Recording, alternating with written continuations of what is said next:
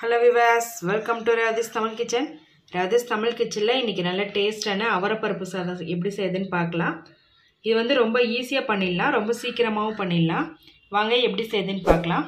இதற்கு Revathis Tamil Kitchen சேனலை subscribe பண்ணாதவங்க சப்ஸ்கிரைப் பண்ணிக்கோங்க. மறக்காம பக்கத்துல இருக்க பெல் பட்டனை கிளிக் பண்ணிக்கோங்க.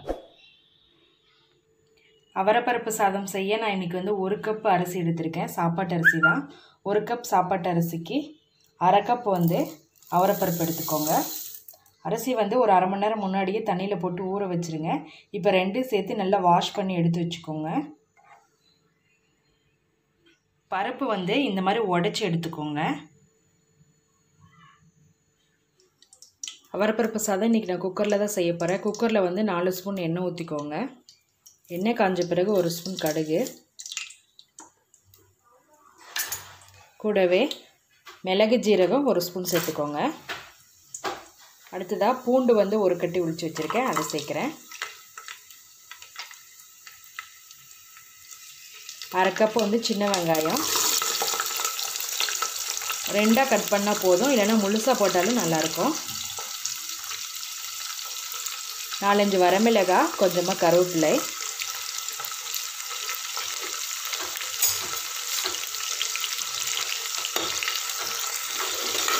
வெங்காயம் நல்லா வதங்கட்டும்.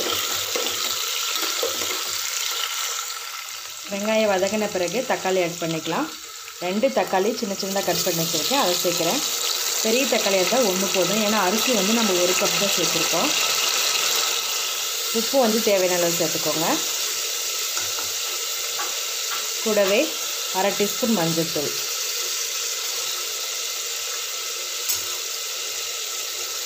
தக்காளி நல்லா வதங்கட்டும். தக்காளி வதங்கின பிறகு அரிசி பருப்பு நல்லா வாஷ் பண்ணிவிட்டு தண்ணி வடிகட்டி வச்சுருங்க. இப்போ அதை சேர்த்துக்கலாம்.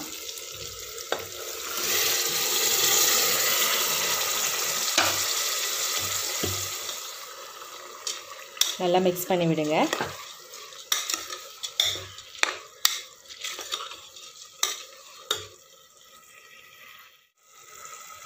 அடுத்ததாக தண்ணி ஆட் பண்ணிக்கலாம். தண்ணி பார்த்திங்கன்னா எந்த கப்பில் அரிசி அளந்தீங்களோ அதே கப்பில் 1 கப் அரிசிக்கு 2 கப் தண்ணி சேர்த்துக்கோங்க. இப்போ அரிசி 1 கப்பு, பருப்பு 1/2 கப் சேர்த்திருக்கோம், 2 சேர்த்து 1/2 கப் வருது. இப்போ அதே கப்பில் 3 கப் அளவு வந்து தண்ணி சேர்த்துக்கோங்க.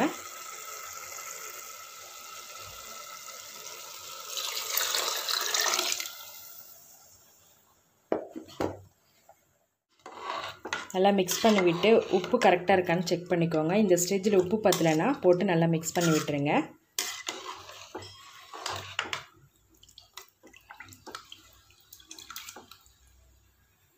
மேலே 2 ஸ்பூன் நெய் சேர்த்துக்கோங்க.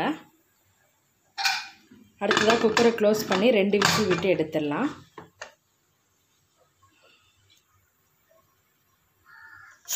குக்கர் 2 விசில் வந்துருச்சு.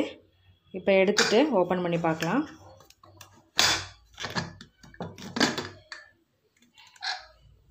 அவரைப்பருப்பு சாதம் ரெடி ஆகிடுச்சு. இப்போ மேலே 2 ஸ்பூன் நெய் விட்டால் சூப்பராக இருக்கும். நெய் சேர்த்து நல்லா மிக்ஸ் பண்ணி விட்டு வேறு பாத்திரத்தில் மாற்றிடலாம். லாஸ்ட்டாக மேலே கொஞ்சம் மல்லி இலை போட்டுக்கோங்க.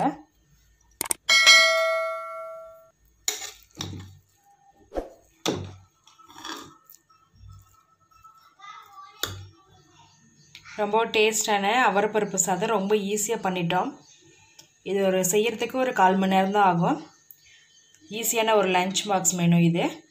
நீங்களும் உங்கள் வீட்டில் இதே போல் செஞ்சு பாருங்கள். எங்கள் சேனலை சப்ஸ்கிரைப் பண்ணுங்கள். மறக்காமல் பக்கத்தில் இருக்க பெல் பட்டனை கிளிக் பண்ணிக்கோங்க. இந்த வீடியோ உங்களுக்கு பிடிச்சிருந்தால் லைக் பண்ணுங்கள், ஷேர் பண்ணுங்கள், கமெண்ட் பண்ணுங்கள். Revathis தமிழ் கிச்சன் பார்க்குற எல்லாருக்கும் ரொம்ப நன்றி.